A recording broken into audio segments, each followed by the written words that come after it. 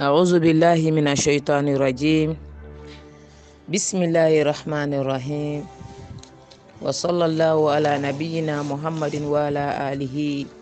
وأصحابه الكرام الطيبين. السلام عليكم ورحمة الله وبركاته. nterin kandano oda hakunyo oda hakanta kunyi nendo kanta ndendage falo oda latiga oda lamama alla be gedi ke khasore koyi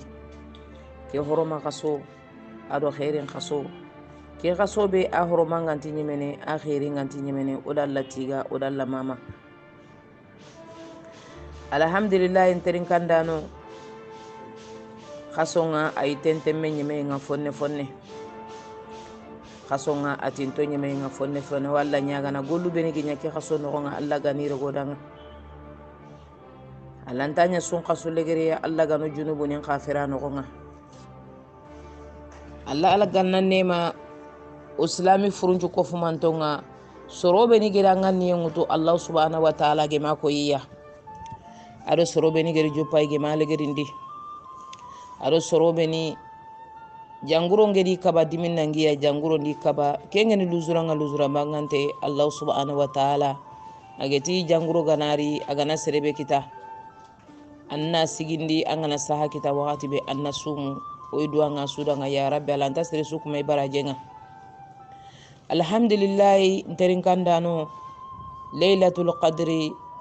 fosongunta gube ga kesun kasogore no nga keni laylatul qadri tuano se fa fosongunta gun kamma idi fogebe ko fosongunta gun alen ko to na masala ona me khidi bagandi ken kamma laylatul qadri khairun min alf shahr ayam posu wujune qasoy laylatul qadri fosongunta gu anti kongini aga nyemene tuano yugoninti amana ni manne يقولي إن الله تعالى يكتب في مقادير العامة وما سيجري فيه من الأحداث والوقائع حكمة منه سبحانه وتعالى وبيانا لإتقان سنه وخلقه إتي الله سبحانه وتعالى ليلة القدر كي الله سبحانه وتعالى أن ركوتون جوا سفنا نغنى سينين ركوتون مما kebe ga nyana breke no gonga kebe ga hadamare mun kitana nambugu kalleya nali janguroya nali breya nali jideya nali yagoya nali fotana do fotana worsaka su hadama ga gili no ko banga tele no ko be sine muma kebe ga kitana iti kenyan sefene laylatul qadri ke kota to anu yugo diga men kenga digam pillande ni kanninga al muradu bil qadari ash-sharaf wal makana qadri ke wureni mane siga be ga hadamare men maga ado imara utebe ga maga kenya wureni qadaru kiya ko angatini fulanin zu qadar a fulane siga gorgume nyani a fulane ke ser gore nyani a fulane ke ya ga mege nyani ita awreni kenyai iti laylatul qadr qadi awreni kanninga hadamare men baraje nga gobo na no ngali azimil ajri baraje nga gobo no qasobe ken su qasonya awa laylatul qadr baraje nyan quraswa ana abi hurairata radiyallahu anhu fi sahih bukhari anna nabiy sallallahu alaihi wasallam qala man qama laylatul qadr imanan wa ihtisaban ghufira lahu ma taqaddama min dhanbihi ومن صام رمضان إيمانا واحتسابا غفر له ما تقدم من ذنبه أبي هريرة أريك حديث العمي بكالله فارنة صلى الله عليه وسلم نانتالله فارنتي سرسو غري ليلة القدر angedi agol lende beri limanan ka ko gancho no men ngana ta allah anga baraje murun sun kaso kore ke na sumu na sigenya manan la wara lailatul qadriya angedi ke sunya ta allah amma nyati dukoye amma nyati duna muriye nanti yango su angedi debere allah di yam pamaka angedi kebe deberi ma taqaddama kebe gidangi allah na su khafirna ndanga kene ghairi khampayde kene ghairi gore keni nema gore awa hada mare menke ke fosongun ta ko corona la nyaga alla na ke fosongun ta ko wor sakin ke gen fosongun ta ko be on alla nyaga Allah subhanahu wa ta'ala ana ke fosongun ta ko wor sakin alla to kuma ke fosongun ta ko kene gori kene khair gori de kene khair gori ay alhamdulillah wadalla tiga wadalla mama laylatul qadri ita fosongun ta ko ni kiyai iti laylatul qadri khadi Allah fare sallallahu alaihi wasallam ati man sama ramadana imanan wa ihtisaban ghufira lahu ma taqaddama min zambihi serebe gana sunqaso kesumi Allah danga do limanan ka kudanga Allah da nyango ju khafiri yango su angere deberi Allah yampama nterin kandano Allah ti yampana yango nchuyi illa bi shirk ashirku billahi atinti yampana kenya angana fillo ke fallai Allah ti la yampana hadama yango nchuwa makembani Allah ti yango yugo khawono ifo feti kenga de halmare me wanda haqqe Allah ti khalle feti kenga de anti wanda haqqe bonondini anti sere tonyono anti sere deberni anti sere kortono anti sere hasida gunu anti sere munafaqa gunu anti sere nabure higa nanti alati me gike khosono anti gigire khaye bonondini nanti yomal qiyama Allah yampam maka kenga la Allah ti yampana kebe gi kero komonnaka hakomo duru kuy medo mena kan imme duru nyantele sigi yomal qiyama inna kembo gido mena kan ogana silatu kutu yomal qiyama ogana sigi qantaranga ogana sigi aljana la konturona abada Allah subhanahu wa ta'ala nati raddul mazalimi be suna funenga qincha gande aljana la qinga la hara ko tenyande ogana ke sunya nanduguta ogana silatu kutu anyagali anchowo Allah nati sasa kono khalabe baka yangoni nga khada haqqun chagandi me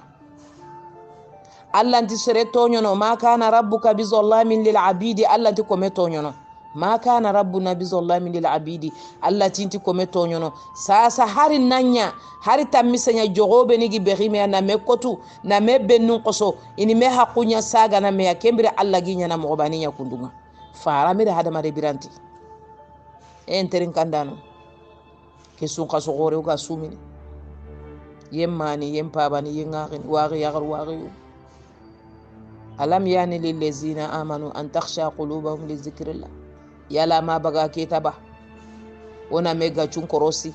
ona mega chun tanga wiya lemun na mena kan korosi yugunna yagarun aqin korosi yagaruna yugun aqin korosi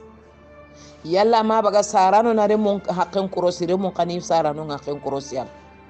yalla ma baga wagini ni me haqqun korosi sumpalle mu ina me haqqun korosi ina sumpu haqqe kini ina jike haqqe kini hada mare meli ni yeke kamma ali hadafu aide ali mana ya hada mamere gafu Allah to qur'ane no nga yalla na hada nganda hatta ga gafu aba atimi ke kamudo ni yeke taga sangeda ngade ankoro sangeda nyi mengudu kamu ngambe ginterin kana anna kampoto anna kamuke guga angana faya nyaare ke gana dalla faya har minute ni tamijinga baraka abaka nyaare nga anyaare nga ngata ke kamu dere ke kamu fesente kamu kebe gan koro nyi nga tunkala jimu be geri kentaga nyi kebe ga boyna ngula anke ngana mobili nguta ngana tanguro na kempa dunai me mai me ayana maga golle anyi mena ke nyi fay angana biyo uta nyana ma golle de antinya na bita banan terende antinya na koy terende angana tanna taranta nga diga menti ke nga halike nyana kitana gunnenga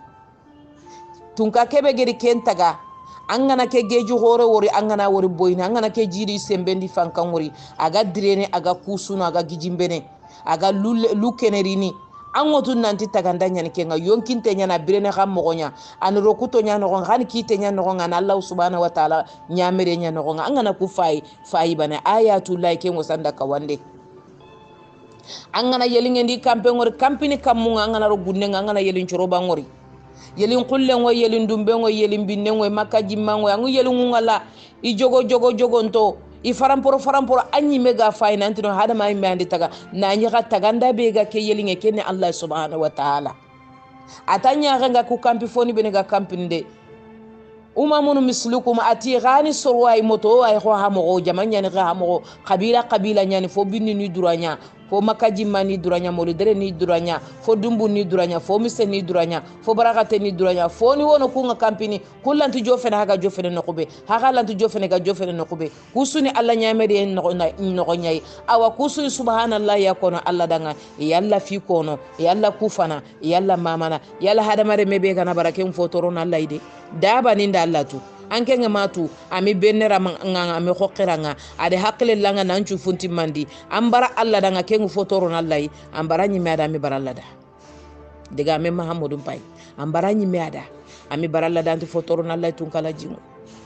anga sogini alla be falle kempeti ke alla yi anga sogini jatigi be falle kempeti alla yi antelle anga tunkala jimu kenyi nanto korotini anti nyogotene hami dugundiro mu ngaragi dugundini duna aga winkiniya ega golle bagi marasana kama aga lungondini maka iga gajange e kan no ngani saka nyi maka iga dakana iga digan korenchu kono igi kunkungutu igi giji membambana ama uralla ga no ndini danga anayugo nya banano gonga anayugo nya fogumano gonga anayugo nya kananke ano gonga ani danga keta yugusira gunyani ya garinjira gunyani nanyiga alla ni mulla inma numli lahum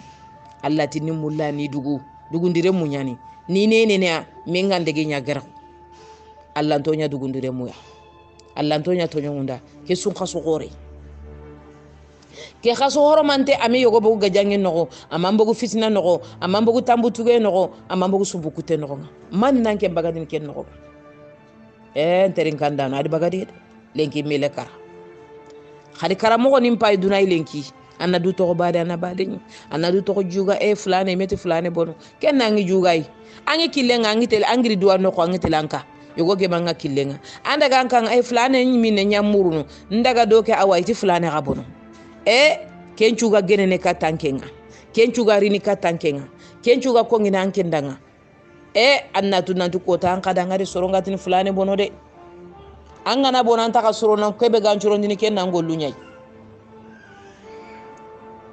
melika no hadamare megana fati melika nati ma taqaddama adi manne wara dukane o ku gana tari manne to du fale kharo diga mun payden tabana o da allanti killo do melika no tikillo ku do imeni ani killi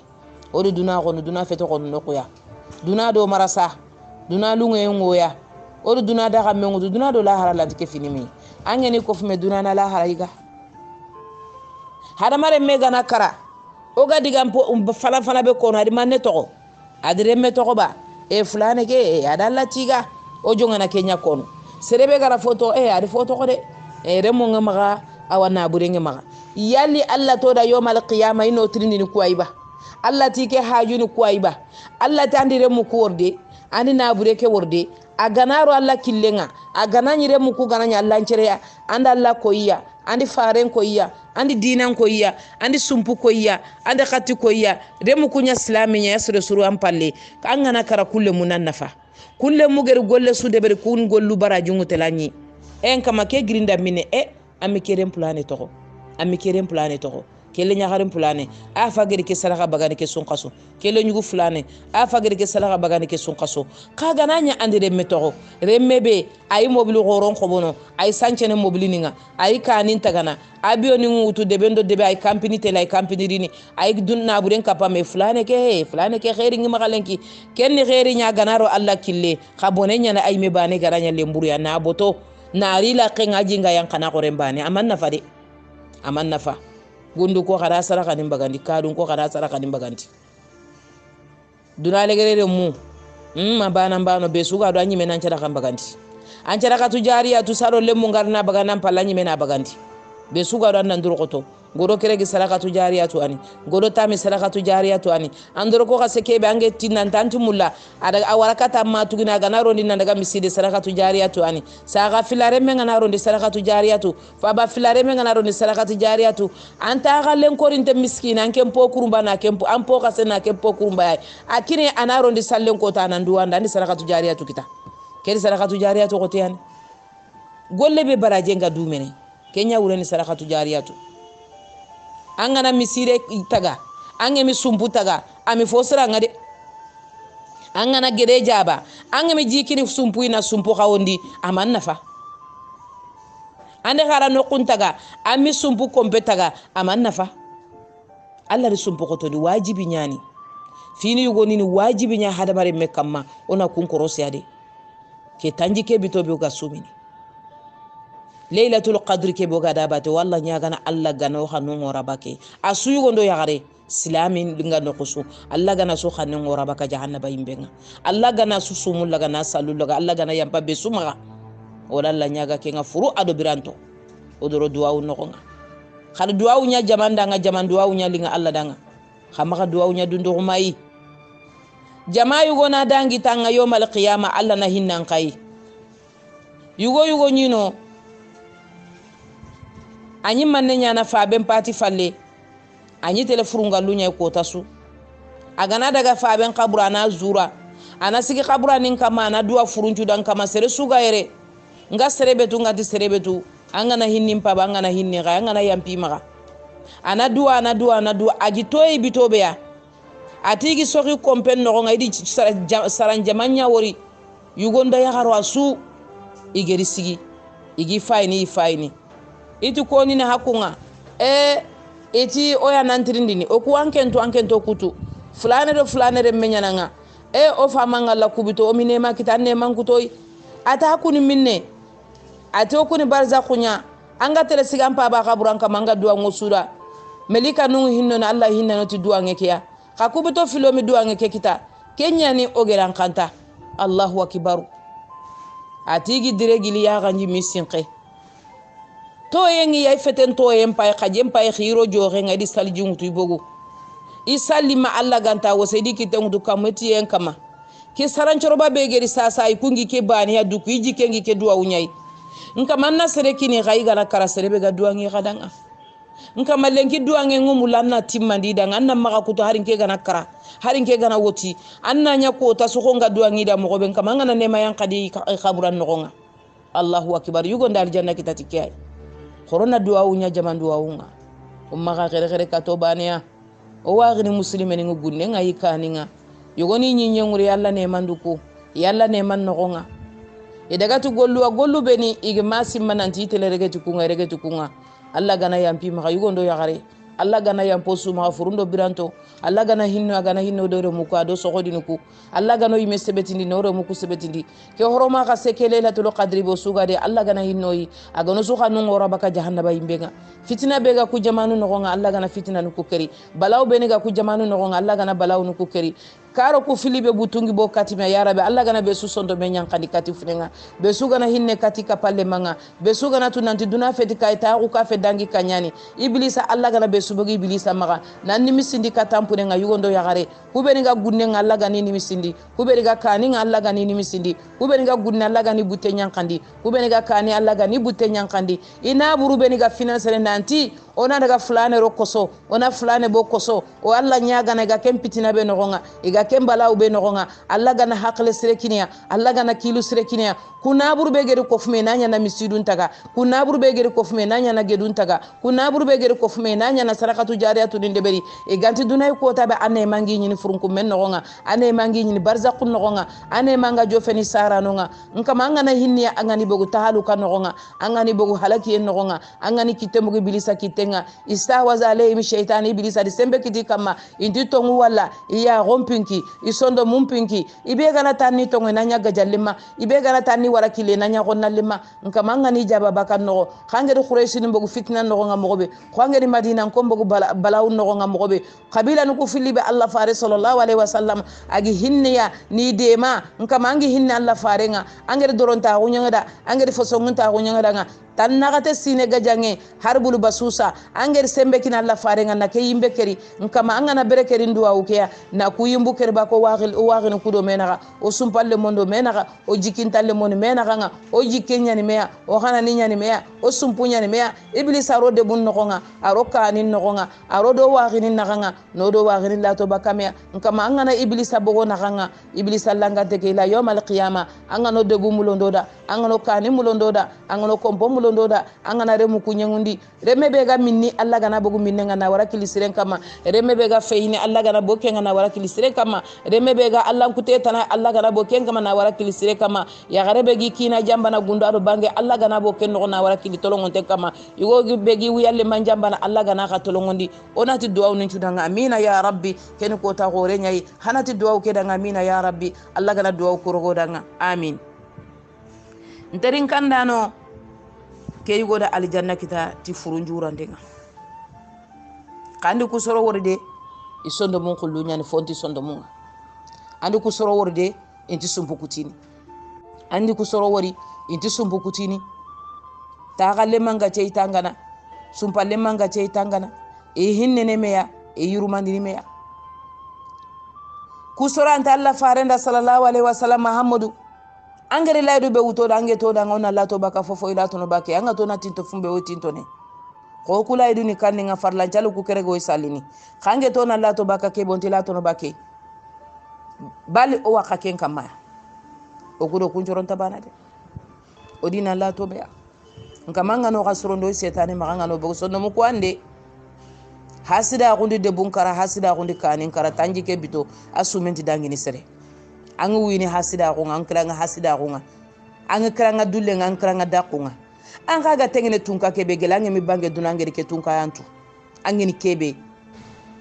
gela ange minya shay an mazkura na dike ko qur'ane no nga gelange minya foya ike Allah yantu idan taga yantu Allah subhanahu wa ta'ala gitagandi atiro khalibe nyanda ti safandi atin kamani mane safana atiro kutompo misenda fo barakatan na safa yalla ankeni fonya na ken Allah gante tuaba waqi yaqade waqi go koronchiro surenchireni sure nyali ngalla danga bone ma nyamene bone ke anti sagene sere so sagere kate anke nyai Allah ti makru sayuke anga pala burebe deberni anga politiki be deberni anga jambe be deberni ata suyile ne sagere kate anke ngadamare me bireke no nga finanu de antan chogon kitanawo allini sigido fo abatenga Allah nan konto dina ka daga sa duwa unti Kenya nandanga modi ngollenti Kenya ngandanga ndaga alikaba kenti Kenya nanda ndaga tusa alikaba kamanchalli nji mingiri ayi ndaga ila alikaba no ayi ange metolonga Allah danga Allah tini ko metolonga te nyamulla sere sugi tolonga Allah da wallahi billahi Allah tolonga nanda sere sugi tolonga Allah da Allah hinne nanga Allah meti ko mesere nanga inta Allah jaribi nanga na tolonga Allah da keta Allah tinta Allah jaribi ne keta Allah da liti dunaya nanti annan bire annan karanga to khotero nan kama agati le semero nan kama khasro yake Allah di muro ma kun sara no nya odoro munya sara Qur'ane ke Allah di yankadi kato ya qissa nyani ati kebe haga tu kebe hagante tu wama kunna ghaibina ati fofo sugi nyanke Allah ngotu fofo sugi nya serifona umamul awwala sabiqa na la wara baba adama na la wara lenki annabi nyumpono ma annabi nyi legere khayfaru fono ma khayfaru legere fofo sugi nya Allah subhanahu wa ta'ala wotu fofo misanka Allah yitte suga nyi nyanka ma haga kebe tu ambange angedi ti khore wor dindi khore be wor hadde be nga ko nangi daga angedi ti dinde ke kara dinde ke gelati atimpana aderi fana jate ngalla ma aderi legere fo ka wante do fo kay serena ka wasanga nati ke ngalla tamise suga nya ko nga na utuna na daga wara jexe asu fete ke yintempu chebe ga Allah ya jatentu khoron ko fu mede debe ngumbu bano na singili to fete ke yinten jateni kalle no sunyi ke barabano to gilli duna gillo ke barabano lanti gilli khoronti kanallay hada masaga Allah de mesago no kuntallay kubane usanda ni ku konanda ngana ngakle kanna jakam bagandi anna tunan tanga kebe kama anna warade Allah ya nganga ke sun kaso la Allah sun kaso tanantirege ne imme khannan durugo to ando buten na magaro ke sun kaso ando sumpu kuten na magaro ke sun kaso ando khonna ko ke na magaro ke sun kaso ando tagale mburago na magaro sun kaso ando wiyale mburago na magaro sun kaso ando kapale mburago na magaro ke sun kaso ya ando sumpura mburago na magaro ke sun kaso ando khatanta ko na magaro ke sun kaso ando hasida ko na magaro ke sun kaso ando harami yige na magaro ke sun kaso ando jikukute na magaro ke sun kaso ando jiki bonande na magaro ke sun kaso ando khabila lenga jangen na magaro ke sun kaso kafa ngam maganati helelu na hakeri na hanya kunu anatanji kembi tonchumi amiso yalla ncho yanyimi amiso yalla ide so ino kunta Allah yo anke lanti so ina Allah Allah ncho inanga wallahi Allah ncho inanga kallemeli kay ta utani tabane asoy tabane qissa nyani tuwanu ngeri safa adi yagarim bane nyi gunne nga gunjora ngadi reme lemmen giji men kamado re men sangana ire men cugundini kinen daga nagani kallemmeli kagi yanka ari yagaren pai ari katem pai ari nogen pai ari kimbaka pai bambong pai sere sunta karanga igana yon kimbagandi lembu cheke kombe ngalla khinga len kulunkuluma remme ke gir kallembeli ka waragi luka yurman ninda ya kanjimboko ateka ana maamuru alla di nyameriya awu akotari yagaren yon kimbagandi ayurman nen maka khalanti nyameriye ke wala la ya asuna Allah ma amara kunni melika no kunta alla kutanaw alla gidi nyamerike beni kenyanyana wa yafaluna ma yumaruna in ukwana alla kutana melika talla kutanaw hakun nan wori alla di tege fotaga nyinye ke kama gambono ta hadamai khadi ko inga antono hadamari mega tsaga Allah imobe hadamari mega tikawana Allah imobe hadamare mega kibi nyana kiyenno ko Allah subhanahu wa ta'ala amunyi empalle aseberi empalle ay nyinye ka gosna bogono to teleme nyinye nguro ga metri nan tanya kamo amogo nya fay ko ga no mo tanante yu kala atanke be ko to ko ku kebi Allah da suyo kempa ga manjo ati duda halimu mu nyana kampanyani saburu sabara nan kampanyani hakimu Allah ni kenyai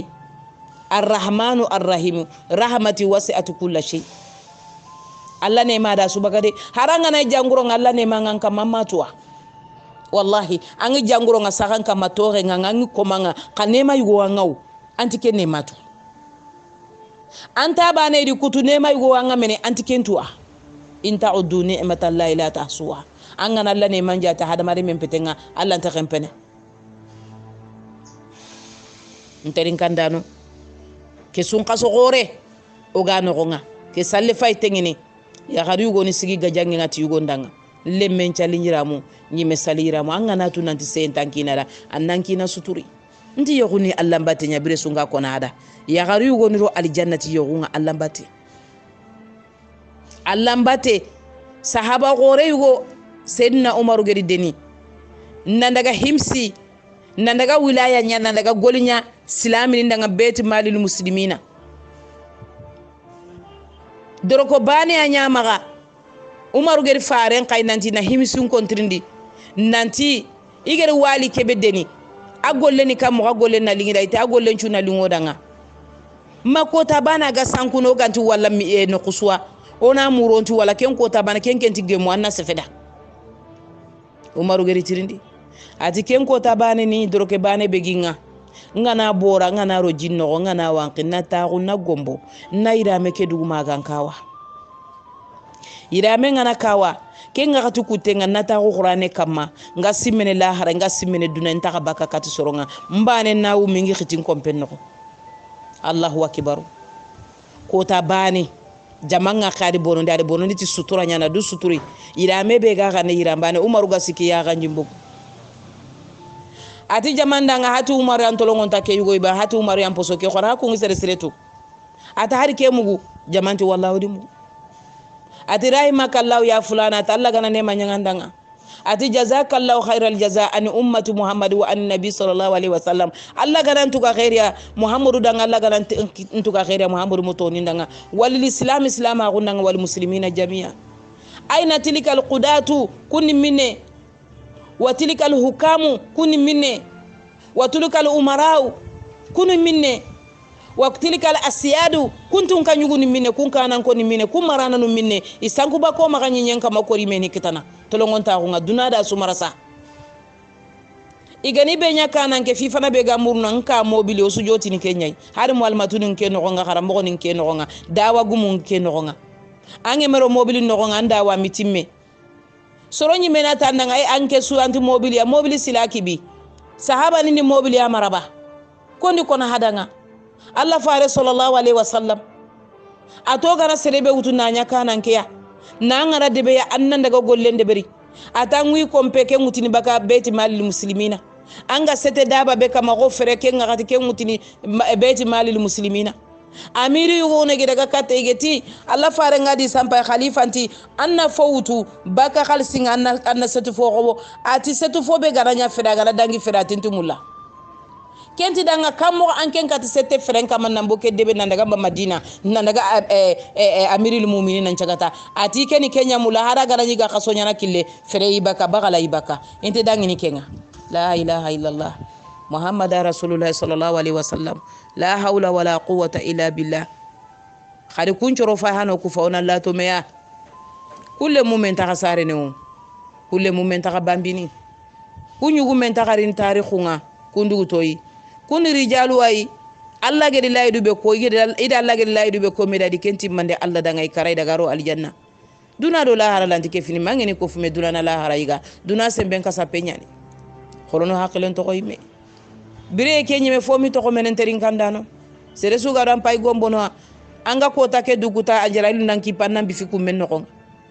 kenga fumbe be ke wakati lamane be go maka har sasa kati lelle Allah aljanna murun kati wuro Allah aljanna murun kati ko men Allah aljanna murun telephone tu bana pama waxi wa akhiri ke sun qasoya fulane pama ngare ngeti nan kata kan tabane hana masala hana soyi hana sanga keme be ga maganti fulane nan daga keme kinanga na ko bo sukara nan duindanga tambile be ga maganti fulane na ke kinanga na ko bo sukara nan duindanga hadi fo wara ga linga Allah dana ko toke nkama anga nusrundi nkama ya muqallibal qulubi sondo men nganke ngalla maganga ila na mo be ga linga ndaga o ime ganti dumula kunun kama anga na hinno ike sun kasogore anga na besu bogo ala hala burenga na lo ala hala sirenga kubeni ga surenga na jidindi kubeni ga bonenga na kunyillandi kama anga no lege runchurondi nkama oni kenya muruna maga Allahumma inna na'udzu bika min jahadil balai wa daraki shaqai wa su'il qada'i wa shamatati al-a'da nkama anga na hinno anga no tanga kuya nkama husnul masiru legal suru nanke ngalla ma husnul khatima ananke ngalla maga dunadum bire yon kote nyaani kebe gan kota suwa legere nga tele nya kebe on tikenya tu ko alla nya gana lagana legere nchurondi kebe gan koto bire nogonga kebe galle samanta bire nogonga kebe ga diginta bire nogonga legere nga tele nya kebe o sunte tu ko ngana kedo terin kandano bane sunte to ko alla nya gana alla gana legere nya legere suruya nka manga no kerna no ker sajidina ga sujudinga nka manga no ker sutura kompon no nka manga no kerna no digan kanenya la ilaha illallah muhammadar rasulullah digan kalle gere sallallahu alaihi wasallam nka manga no bagani dunay ko taba na nyo dan na kalingengeni o dan ko mon na kalingengeni nka ma wande hakku ko anitu ga ba ko kanenga anna mo godo wande gode kere anna mo godo wande hakke kere serebe no gedi tonyon kama itonyo kebe godo batengan kama angana sonda medo butoro no ngona yampe maka muri kun kama ni maka gajange ngodo kuben no na yampe maka muri maka hakkengi bono do kuben maka ndo mena ngona yampe maka muri oni hakkunyi landi wandi khebe gi huji agigen kama ngana butero huja ndano kun no ngana wandi khewun chagandi igana wandi hakkun chagandi igana gigirun na buren chagandi al wande altreten khalsini be gedi nambara ni khalsini nyiga ni kaytini nyilan kama angana buteri no nga sado kalle ngari na kum mbagi e khanu ngai do ke haqqina maga daga barzakh no nga furum pay ke kille ngai ga dugundi do mom pay gutu mene en teri ngandano Allah to ka fu gutu mandano nga Allah to ka fu dugundi remu nga angana wande khale bon ndangana daga anti sakka mene anta huna nga kamanduku agalanya kama ngankana ka tare dendende agare gene aganya kalini en kamani fulane ritire en kama ya kitano ya akamal hakimina fulaneri alla ayon kim pay ken ni den haqqi nyambeli kanu nante khalato khadi wara yonki namulo fulan yonki ngana mulo wakati be kembiro ndaro golle njoppa gelanga sino tamdo korgo na la wara ken karako tay golle sugi nyange bale ko Allah subhanahu wa ta'ala suni kamera nya melika nun nantrini ni marhala nya andan cara non na marhala kentrini neng tele sino filisine sino keregi agaranya duare me gelanga no kubane Allahu akbar nkama ngano nya duare muya ando sumpuna kanga yo seregebe boloke ne no nyai anga yo wara kana hoy sumpun no nganta kawatina danga hoy ando serebe ga khaye ando serege bo kisima age bo ko kumuru anna kuntu anna khilentu anna dambentu anna sumpunjo lando kunna kanga nkama ngano sorondi koni ke kalle a khoteni ke kalle a bureni kallem palle enterin kandano ajote ngin kayde kama fofo minke winya umuindi nya gonga ko soronga na degi lokku men ko na dore linka man daga nin to kama angana hinni megebe ya angana hinni ndo islami frenchwa angana hinni ndo brantonga nkama angana hinno suwa ke kumme no ko tenyande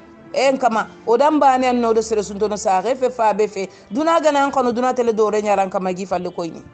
hada mare men golu nyan fo surananga melika nunnati mata ma qaddama ado manelli golli srey angere ko bene to kampale nati qoladi foto ade de mutoko are munyari ya kismoru ari kanin to ari mobili nin to musiba balai fitina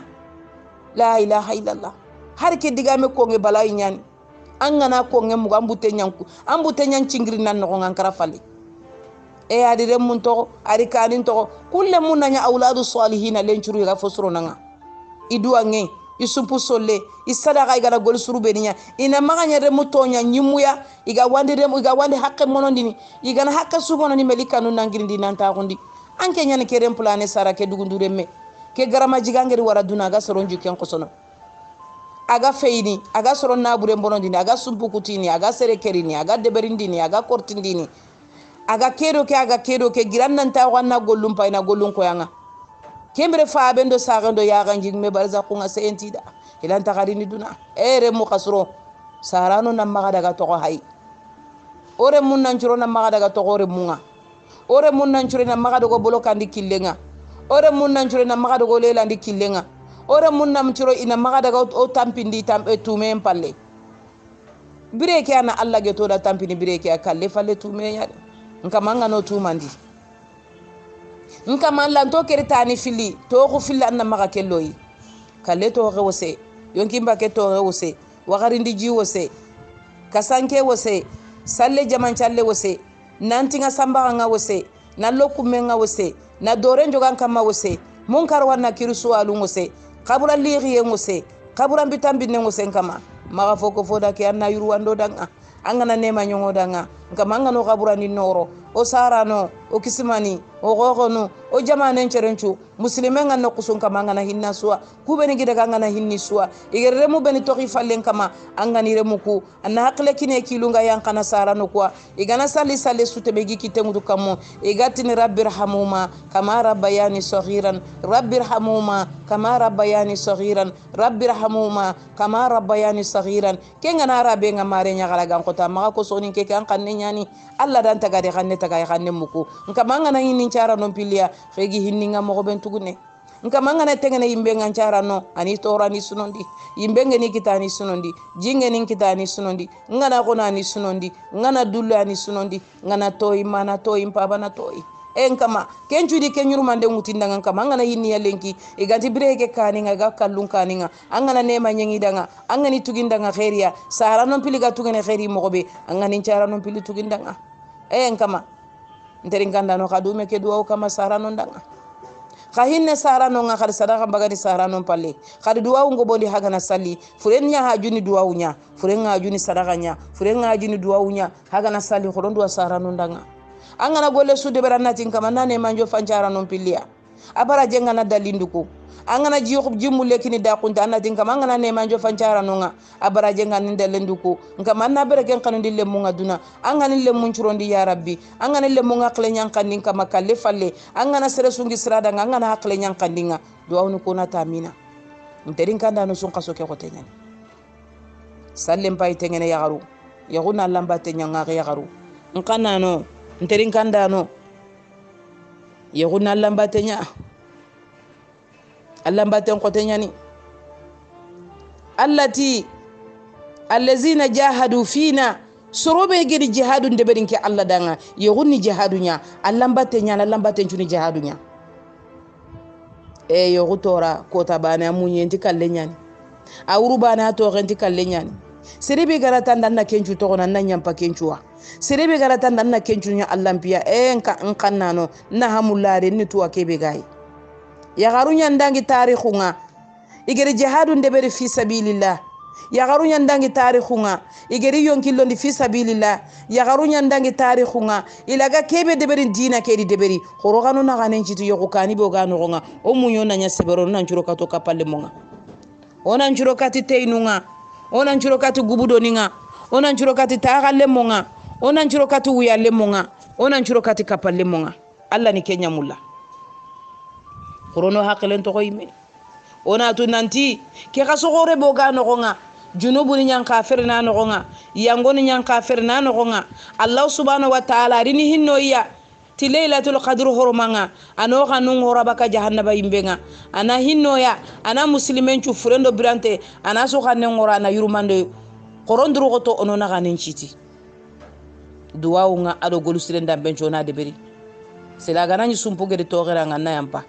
sumpugere dimina ranga na yampa faba filare me geda nga khemona na yampa saka filare me gida nga kemulo nanna yampa ankina gida nga kemulo nanna yampa yo gonto ren kore nyani ana yampa ta Allah ana yampa ta inshallah on terin kandano ona kuwa korosi de angana tanjike ke biton chumi angemi sumpu ga centanga fodan kuma an cume kemi bono da baraje ngi batenga ka fodan kuma de andu kungo lu wora ngana daga siga Allah jonga Allah gana daga tindi kumpindambuya Allah fare sallallahu alaihi wasallam ari kenya ko atangana sallende beri angana sumende beri angana betiyende beri fini yogoni wono janibul muamala Allah de ku qotondi annan duru qoto anna kunti mandi sahaba ni ndire qotondi idi do korosi de idi ne nun korosi idi ta nin korosi idi kane korosi fofo suga Allah butundini wure fofo sugi gollum bonondini fofo suga tele ku gollu dende qafu sahaba ni du korose muslimin cunan qaba du korosi ni kenye sere suga du andi yango de bede annan tubi katalla tawbatan nasuha ya ayyuhan nasu tubu ila allahi jami'an sunan tubi katalla ide astaghfirullah wa atubu ilayhi Allah fare sallallahu alaihi wasallam ati ko no kiyen no kemeta mahamudu be ali janna garanti tengeni mahamudu be gi sege kampoto nyeri yagi daga ageda ali janna guga gedi jahannaba guga di melika nungori adi jibril di safalle mawo Allah gede qur'ana yan qadi go be sondo men ngakeni muhammadu ya sallallahu alaihi wasallam kenti astaghfirullah de berni kemeta okudan kawanya na miliota de an kawade muhammadu be gedi la khen korosi adi tan korosi adi no khusu korosi aga kanna gacenga har ku be ni golinya maka kanno ko ngaiti amido mi jele gina bada ko tabane ke yugo nan payina ngana gol burende be tan jele gina nan payina aga munyene munyana nyani sabara na nyani amunyu gonno mure amunya kana ni mure Allahu akbar Allah ga nusrondi kenya ni sun qaso legere ke Allah fare sallallahu alaihi wasallam eti sun qaso legere ngana rani na ganen cita ni ra men citi ana salli Allah danga wuro ngana wuron ciginda Allah danga ni koren anai koren mundu iga salli na Allah danga abeti yake me rempe sallen bane de zikru ngoy qur'an qarange ngoy tallegere ke beti yempeti nan cigi bane Allah da ayi anna qur'ane qara anna zikru de beri astaghfirullah la ilaha illallah la hawla wala quwwata illa billah alhamdulillah kusuni zikrunya anga kawa de berni tallegere ke anga baraje kitana anna duwa furunda anna duwa nyimbeda anna duwa lemundanga Allah fare sallallahu alaihi wasallam adi itikafu de beri sun kason tallegere anaro miside no ngana itikafu de beri sahaba nen qaya gai e gadi itikafu de beri Allah fare palle sallallahu alaihi wasallam khaku gana irono miside nga wakati be kenni idi kadun ko nyampe makamuri idi wiyalle mo nyampe makamuri idi re mo nyampe makamuri idi tagalle mo nyampe makamuri idi sumpalle mo nyampe makamuri kontorono itikafu nga kundude nteren kandano corona dina ke famude seregebe dina kami dina ke famu dina ke nene nya dina ke gotefe dina ke Allah de muram magani ke Allah korosiya angeni korosiyan korosini Allah korosinde ante rempene salle bane Allah korosinde ante rempete sume bane jaka bane fe hiju bane fe Allah korosinde ko ten ngebe nyande oga tarawi salle ke be nyana oga na sumi oga no sumun kutu so fo ke wakati nga oga nafila be sallini nafila ke kite ni kanninga Allah fare sallallahu alaihi wasallam anya de berni khadi wori ati ina maka foto ki falle ananya soronda go o e farla nyani iga gote to ki moto nun kamma ari adi sigindi kinna Allah fare mbiranta go sallallahu alaihi wasallam sahaba ni yugo ni bire imikende bere mi tarawih de bere khayali janna yo ikundi tarawih ngebe de bere Allah danga sumpun no nga sumpu selle ni maka tarawih yai ta galle manga ce tarawih nyan nangin na meslami tarawih nyan nan islami am islami de mi hajunde berde tarawih nyan na sumpun soli tarawih nyan na ya galle magace tanga tarawih nyan na hinnan ta galle mo nga tarawih nyan na wanda hakken korosi tarawih nyan anna maga gara tarawih nyan anna maga jeni tarawih nyan anna maga harame iga tarawih nyan anna maka wandi khebono di tarawih nyani anna maka wandi nyinye khuja tarawih nyani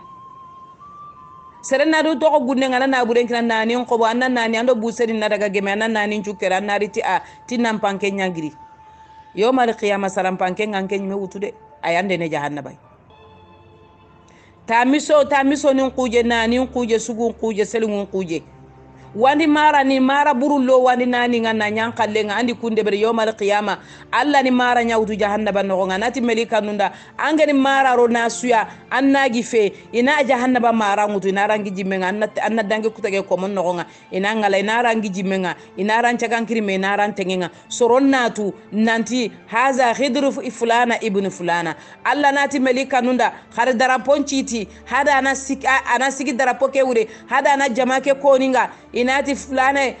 do fulane de me a jambe ndara ponya fay adi sumpu njamba fay adi khati njamba fay adi menjange njamba fay adi wiyale manjamba fay adi waghini njamba fay adi tagale manjamba fay alla gano tanga jambe mo masu adara ponya na nyinko lanka ma yomal qiyamah ndaga yileni wande amana na lanki tenga amma timmandi jambe ndara ponya na nyinko langa andaga yileni enterin kandano ke son kaso gore corona dina ke famude ona beti ku famude balancing xenchene ay xesini julani maga commerce ni balancing nga idi baxsunde beri tatfifunde beri waylun lil mutaffifina alla dikenko sorobe ni gana xenchendi ga soronga xenchendi fo gina qasini kilo nga fona bege demi nga fona bege nyeren kilo nga fona bege kama oy balawun no nga alla gana hinnoy okudo ku sahaba ni nan latumi ikun tarawi impa yere ayi na silami ni ngachentanga na kapalle mo ngachentanga itarawi ni Kenya itarawi ni Kenya na hadamare mo ngachentanga itarawi ni Kenya itarawi ni na remu ngakenchigi itarawi ni Kenya na yawi alemba ngakenchigi itarawi ni Kenya na ankina hakenchigi itarawi ni Kenya angu wina nya ko nga misiri ankina ta gairi kita namma yigandi sira lan tankina yigandi de ganjira lan ko nankina lankina haqqe mo namma sagan kamma antele mane tarawih de beri antele mane nafila salli anni mane wurusika alla danga alla di melika nu ngam payni yampirin ande wi alle mo filli am magani bane fo subane ya angi soyni bane da ngutu bane ya antele mane tarawih de beri antele mane wurun challe de beri alla danga alla di melika nu kutun tenganga alla kutanga faren kutanga haqqe be anga qawa sigindi ni alla danga ma sigindi alla gere kube ni anga tiqunga ya ayyuhallazina amanu qu anfusakum wa ahlikum naran agetanna du korosimbe alle mundo iramburungo bakanga ta kunangi faini alle mundo harame ngorona kama kanno ko ngangiga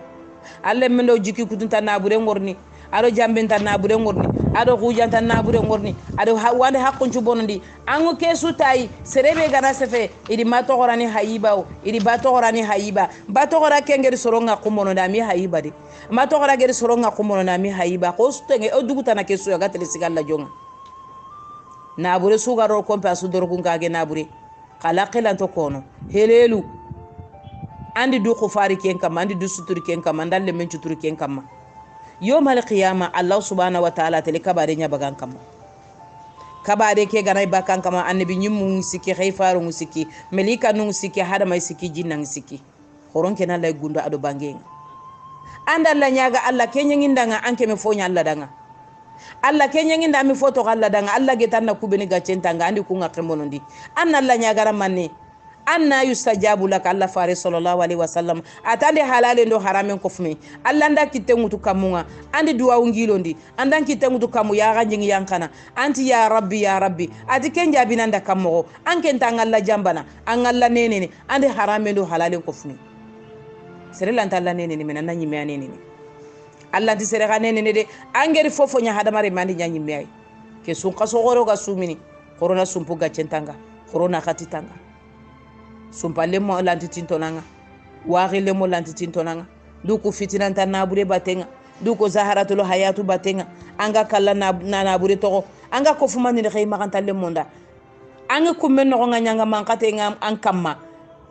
khayma kan talle mo ngufankane nabure nga ay daga munga anke ngo ketini inyi nyangure Allah gano kisi Allah gano tanga kenya ni salatu tarawih ke sharia nga wajibi fe sunna nyani serege be maga angana sumi sako serebe ne geme kara ima kitentu ima famu angana sumi ange misike ke deberi anchu mu murege kenya yogoni maga hari kembo go hadamare munyi mengala nafila nyani baraje nyani angana debera baraje qore nyani angana warati fo bonondi nan sumenga sahaba yugoni biremi ga kala abubakar siddiqi umar ibn al-khattabi aya lari jamangor miside nogonga ari sorongori sorongu doke soro siki yere soro nagati yere ati maneni ke iti okuni mulla ona tarawi nya deberi ati asuga na kefime haga na deberi ati khairi ni jaman challe nya jaman kefime sage salini allahu akbar allahu akbar umarul faruq yugundangi durugoto gelike adi ko wara kama ubay ibn kabi an yaquma lahum fi ramadan ubay ibn kabi umaru adi kengara nanti kenan chaliti soronga tarawinga sunqa sunga aro gani rakani nagati angana nagato debere andi kita yogoni sumini tampini igani sumun ko to ilampunu nagato angana salli andi kita tumu angana salli andi kita segu angana salli andi kita tammu angana salli andi kita tamro fillo angana salli andi kita Allah fare sallallahu alaihi wasallam tamro siko angana salli andi kita la yukallifu Allahu nafsan illa wusa adamare manche kompata ma beti annake ndebere Allah danga Allah iragana nafila nyani wajibi fede farla fede Allah fare sallallahu alaihi wasallam akonu awi legere ngadi warado manne danga ti jamanga baka mo bana maganya yogoni danga ko wajibi nyani di fo ak fi farlanga imi fo ke fi farlanga de farlancalu kunu keregia korogwai hakeni nafila nya sahaba ni yogoni biremi ga kalami tarawi sali riyal jannaide o kuno wi mu manyali tarawi sali ngami sumpu gache tanga ami tagale magache tanga ami wiyale magache tanga ami ken Allah ya ambane angi khidi angi sumpu kutini angi fitina tarajijuni andi jaman ko fumena na bure mbagandi na loboni ngobo na kafani ngobo na marafani ngobo aga na tikundo na keri aga na tikundo na khurusi hay mero no koso hay me bagandini anken ni mane jihadu de berallada Allah daliti nyeke kamati kiyai anken ngeri misio be kempeti kayde andi ibilisa misio nyabutu kala misio fetigede alla misio ngeti alla misio ngeni kebe ati allazina jahadu fina igeri jihadu de berinke Allah da jihadu nyani an kabila le manakeri Allah faari sallallahu alaihi wasallam hajjatul wadai siratu nabawiyya na haqle nyankandi kato ngunyin hana terinka hajjatul wadai ati manne jamandanga ati la tarji'u ba'di kufara khamaga yillim palle kafira gunga khamaga nya kafirin nim palle khamaga ro kafira hum palle tadribuna ba'dakum riqaba ba'd hana lo bonu muto hana me gursi angere kendi beranya kafir yo ambogu salama gon no anda me muslime kire gafu duna dun kan khibare la hara khibare fe kure fe hado kafirin ngame kure fe hado yahude game kure fe hado nasara game islami duru nan toti meda kundu kegeni balaw be balaw gorenke kegeni musiba be musiba gorenke alaysa fikum rajulun rashid Allah subhanahu wa ta'ala digan kanne nyarke yali yugu kilun tenta hayaba yali haqilan tonta hayaba ya garin kilin tentono ba ya garin haqilan tentono ba ya garunya giri na ganin citike fitinai na tarawiju na tarjiju hakallano daga hamitrindi de kari kuyun wariyata anki tengudu kamun kama fulane daga oga ke fitina no ngangum mulaga ala halabi fitina kega sigabe maga yomal qiyama ni anin bagandi kumpai nkana tunga kebe nyana hari kende berita bane suga dangu tubi ni baki kara suga du anga sigabe anga wala hada mami tegeti fitina yo ebre ka alla doriti masuliya nyani nan li anna li ta'mir al ard khilafa ko kefeti fanqi na mekerife na ferejo ko fe na jiken ko so fe na sumpu bonondi fe na daga men bogo do menaka la ilaha illallah Muhammad Rasulullah ko ya nyana Allah faare ngeri soro le garubo ko ro ya fi kenya sikani soro nga sasa ati kiye worni jaman kitani ke moto nu ga meker ne khafu iga gajanga khafu mana anti gajangenga gajange nyima ngana mugancho inia gajange njonga du soye alegere mekalle ati kembre keta na burunya lono gajanyo kunga silami na burelo gajanyo kenga imi silamida silame na gornya kati sandoro mai mislamida silame na golinya kati police ay silame da silame na nya golinya kati zuzu ay silame da inta haba kame ay kungi na bulen kitana haba kame ya